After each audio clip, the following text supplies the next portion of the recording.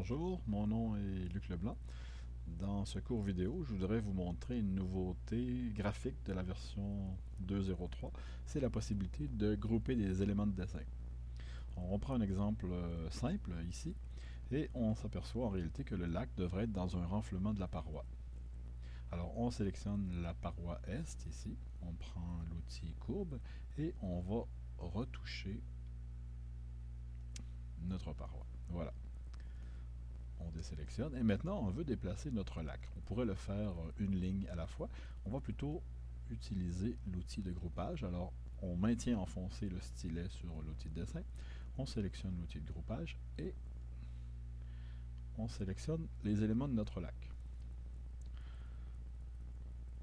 À partir de ça, si on prend notre outil flèche, on peut déplacer notre lac et tous les éléments du lac vont suivre. Ça a fonctionné, sauf qu'on s'aperçoit qu'on a une ligne et le pourtour qui n'ont pas suivi. On pourrait aller les chercher individuellement. On va faire mieux. On va annuler l'opération. Donc, on a encore un groupe, mais là, maintenant, on l'a remis à sa place. On va revenir à l'outil de groupage. Et avec la flèche,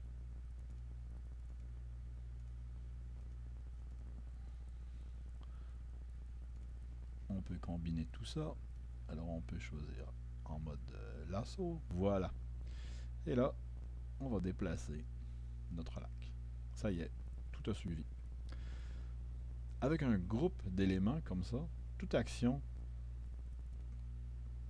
qu'on exerce opère sur tous les éléments du groupe. On peut interroger notre groupe, il nous dit qu'il contient 5 éléments, et on peut rendre son existence individuelle à chaque élément du groupe en dégroupant. Et maintenant, si on revient, on peut à nouveau sélectionner chaque ligne de notre lac. Voilà. Un autre exemple, sélectionnons déjà un élément. Si on repasse en mode groupe, on fabrique un groupe qui contient d'abord cet élément. On peut ensuite ajouter d'autres éléments. Et là, on voit que le sélecteur de couches devient vide. En fait, ça nous indique que notre groupe contient des éléments qui se dispersent sur plus d'une couche de dessin. C'est pas un problème. Mais si on veut tous les ramener sur la même couche, il suffit de choisir la couche. Et là maintenant, tous nos éléments appartiennent à la couche 1 et se retrouvent dans un groupe. Voilà, c'est pas très compliqué et c'est bien sûr documenté dans le manuel de référence et comme pour toutes les fonctions graphiques d'Origa, c'est toujours annulable avec le bouton annuler.